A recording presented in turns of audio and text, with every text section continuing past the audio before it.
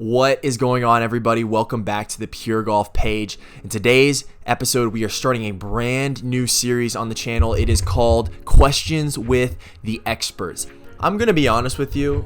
This whole series is revolved around average golfers looking to break 80. That is the whole point of this series because there are so many questions that I have as an average golfer that I wasn't able to ask on the podcast. I think of them after, and I'm kicking myself because I'm like, these guys that we bring on as experts are so good at what they do. I could talk to them for hours about just random things about golf, about wellness. So I was like, why not reach out to them again? I could ask them these questions that not only help me, but translate to helping you, the viewer, as you are watching these videos. So the first person that we had on our podcast 2 weeks ago. His name is Shomo. Phil is a mental skills coach that specializes in helping golfers, helping baseball players, anybody that is trying to improve their mental game in sports. But in the podcast, we specifically talked about golf-related material. In the golf realm, he is very successful with many collegiate golfers, with many professional golfers. If you just go to his website and you see all the success stories, you're like, okay, this dude is legit. So I wanted to bring him on personally, pick his brain for about 15 minutes. So that is what this video is all about today. There aren't many cuts because it's truly one of the best videos that you can get from one of the most genuine, well-rounded, and one of the best people that you could possibly talk to, especially in the game of golf. If you enjoy the video, please like, subscribe, give me comments down below. I'm reading every single comment, trying to improve this page because we are just starting out. Pure Golf is just starting out in the social media world, and I know there are so many different things that we can do to improve the page, improve the content, and our main goal, honestly, with Pure Golf is to help improve your golf game. So, without further ado, enjoy. Hey, Zach. Bill, what's going on, man? How you doing, man? I'm super excited today. How are you doing? I'm doing well. Good. I'm doing well. Good to see you again. Yeah, I've got a few questions to ask you today. I've thought about it. I'm like, okay, we've already had Phil on. What are some specific questions that not only can help everybody but can help me? So that's the reason why it's not even for the podcast. It's for me. This is what this is for. Got it. All right, I'm ready. I was thinking one of the biggest struggles with an average golfer is bouncing back from like a bad shot or a bad golf hole. Yep. What would you say is the best way to mentally overcome that? Yeah, I mean, that's one of the biggest things that everybody I coach is dealing with. With really good golfers, we actually do a lot of tracking according to scorecards, like for the guys that I'm really connected with. And you see, it's very normal. You see, birdies, lots of pars, very few bogeys. And then you see these stretches, 3 or 4 holes. Yeah. They're like these little clusters or these streaks of plus holes all linked up together. So that's just such a common issue. So I'll give you several thoughts. So I think part of it is a preparation ahead of time problem. So good golfers know they're capable of playing really good golf. Yeah. And so they prepare only for the narrow lane of playing their A game instead of actually preparing for the realities of golf. They prepare for their preferences of golf. Huh. Okay, you follow that? In other words, you can be prepared for, like, I'm looking at my car sitting in my driveway right now. I have a spare tire in the trunk of my car. I don't expect to have a flat tire today, but if I have one, right, I better know what to do, right? So I think we go into rounds of golf trying to get our swing really tight, trying to get our short game really good, making sure we're rolling our putts great, maybe even a little course strategy if we're really serious or it's our home course or something. Right. But we expect everything to be point A to point B, point B to point C, point C to point D. And that just does not happen. Like, it almost never happens for 18 holes. If it does happen for 18 holes, you were in the zone and probably having the day of your life. But right. Preparing to struggle, preparing for bad shots, and knowing that they are very likely to happen, and knowing ahead of time. There's a lot of actual brain science behind preparing ahead of time with a if then, if this happens, then this is what I will do, Right. actually increases your odds, I think, somewhere in the 50 to 80% range of a more effective application of a solution to that problem. Hmm. So it's part of what I work with guys on is actually preparing to Yeah. struggle So on the golf course. is it the type of thing where like going into it, you just kind of have this mental conversation with yourself and say, you know what? I've prepared, I've done everything I can at the golf, at the range and the practice sessions and everything. Regardless of what happens on this course today. Is it kind of like that mental reality Yeah. check? Yeah, it is a little bit, but it's also even more tangible than that. It's like, okay, this is my strategy for playing the hole, the holes or Yeah. the tee shots. And now what is my strategy for the bad shots or the Mm. miss? Yeah. And the strategy being can be a combination, can be stuff I tell myself, oh, I hit a bad one.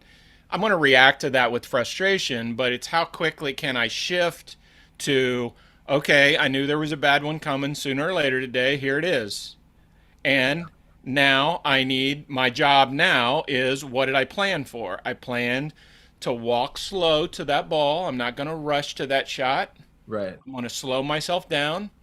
When I get there, I'm going to tell myself I didn't want to be here, but I'm here. Yeah. And what can I do with this shot to Mm. get myself back into the hole? So then that starts becoming the second piece. So preparing is coming up with a game plan for how I will approach the bad shot, what I will say to myself. And then the last part is what will my strategy be when I'm in a bad spot. Got you. And this Yeah. is again where we're just illogical as golfers a lot of the time because we just hit a shot that clearly demonstrated that wasn't our best swing. Yeah. But then we choose a recovery shot, which requires our best swing. Mm. The hero shot or the Right. shot that comes that we can probably pull off, but we Sure. can pull it off a low percentage amount of the time. So I try to teach guys to accept the bad shot and accept the fact that dealing with a bad shot is getting myself back into position. It's not making up for the bad shot with the great shot. Yeah. Yeah. That's awesome. I love that answer, by the way. Yeah, Um, and it's hard. It's hard because nobody wants that to be true. But right. It's like beforehand when I'm like, whenever anybody's like visioning, the round and everything, they never think of themselves in a sand bunker. They never think of themselves 20 feet in the woods, like they always think of that's right. themselves striping it, making the putt. So Yeah, I love that mental thought process you got going on. yeah. But how closely related is the mental preparation for golf compared to the mental preparation of everyday life? Wow, that's a really good question, man. My dad actually came up with it, so it wasn't even mine. I said, "Hey, I'm going on with Phil again," and he was like, "I want this question answered." So, well, I think so. I think golf is just a reflection of our life, to tell you the truth. yeah, It's part of why I love the mental coaching is because I'm just dealing with people, and they're people whether they're playing golf or not playing golf. So I often say that tournament golf, especially or high pressure golf, is you being forced to deal with you. yeah, And if your relationship with you is just combative right, and tense, it'll show up on the golf course faster than any other place. So I do think there's a very strong connection. Like the more you are good or you get better and better at anticipating, especially anticipating adversity, struggles, and challenges, and learn to self control and calm yourself down and be more what I call responsive instead of just reactive. Like the more you can be purposeful, the more you can actually navigate with wisdom the ups and downs of life. Like everyday life, it's the same thing, right? Like, stuff is happening all the time we weren't planning on. Right. And if you're like me and you're a little bit of a guy that likes to be in control of things, then when somebody throws my morning off, I got my schedule, I got Oh things I want to yeah. get done, and then, my internet goes out or my flat tire happens Right. or, heaven forbid my wife should fail to do things exactly the way that I wanted her to. So if any of those happen, like I literally am dealing with those things in very much the same way that I'm dealing with the unexpected on a golf course that I didn't want. And Yeah. I don't think I can be a different guy out there just Right. because I'm on a golf course. It really is me. So I So think it's connected, yeah. you would say, like, let's say an inconvenience happens in your morning, and let's say you don't handle it the Yep. best way, you blow up. You would probably say it's the same.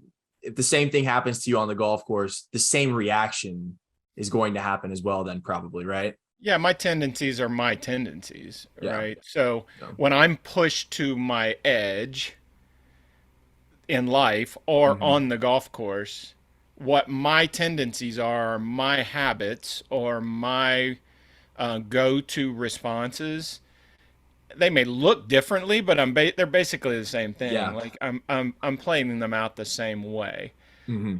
and I do.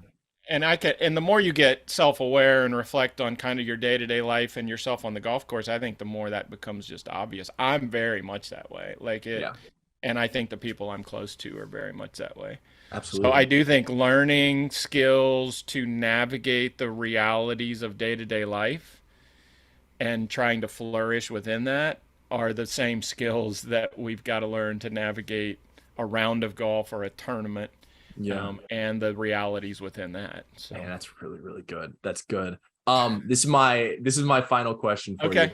Yeah, sure. How much, in your opinion, does a healthy diet and quality rest improve your mental preparation for golf? Yeah, I believe that's more true today than I ever used to. Like, it is just again, I enjoy neuroscience study, and studies are undeniable. Like the way sleep, especially, like we have never understood the impacts of sleep on us like we do today. Like we Mm, understand it now so much better from a body functioning standpoint, but really from a brain standpoint. Like to be sharp, to be thinking clearly, to be less reactionary, to have right, longer fuses and not shorter fuses, right, to be able to get ourselves out of just our fight, flight, or freeze part of our brain and into the part of our brain that problem solves well and thinks things all the way through and comes up with solutions that are not just the most obvious things. Like all those pieces of our brain are just elevated massively when we're rested, yeah, when our body's functioning on the right amounts of fluid and nutrition. And when we're not functioning in that way, I think we lower the quality of our thinking and I think we elevate the rapidness of our reactionary side, that sort of yeah. default mode. So I heard somebody say this the other day. I thought it was so true. They were like, the game of golf was never invented for human beings to actually play But because everything we instinctively do is the wrong thing. And I thought, man, that is so true. that's so Like, true. it's so true. So if I'm going to be a guy that is very patient, that is very, able to bounce back, let mistakes go, not get ahead of myself, calculating scores, really concentrate and focus well on the shot at hand, problem solve all the math I got to do with wind variations and elevation and lie and club tendency. Like if I'm going to do all that work for Yeah. 5 hours or 4 hours on a golf course and I'm not rested, good luck with Yeah, that. Yeah, good luck it's with that. over. I just think it's huge. And I think, I had a lot of guys this summer playing down here in the Southeast. Temperatures were just so crazy high, Ooh, like heat indexes in the 110 range and stuff. And these guys are learning in the school of hard knocks how important it is to stay hydrated and have the right nutrition on the golf course if you're going to play those last 4 or 5 holes effectively. It's just, absolutely. it's Is huge. is it one of the first things that when you work with a client, is it one of the first things that you kind of look towards and ask them about, or is it just kind of like it comes on after you? Yeah, it kind of comes on a little bit more only because they're more initially motivated for me to kind of teach them the, tips and tools on Actual, the golf yeah, course. Like, yeah, give me the tips and tricks of how to do things better on the golf course. for sure. But the people I work with that are much more, they want to improve just whatever it takes. Mm. Yeah, we're looking at all kinds of stuff like that. I've got young guys that this summer, like for the first time in their life, literally built like on course strategies for how much water to drink per 3 holes. Really? At what tee boxes are they eating? What foods? Like literally that kind of stuff to get that specific about what they were doing. That's incredible. That's Yeah, awesome. yeah, it's pretty motivated. Wow. Well, Phil, that's all the questions I have. Awesome, Zach. This was fun, So man. Always I love it. appreciate you so much for coming back on. And yeah, hopefully Sure. we got it in the time strings for you and everything like that. Yeah, So yeah, good. absolutely.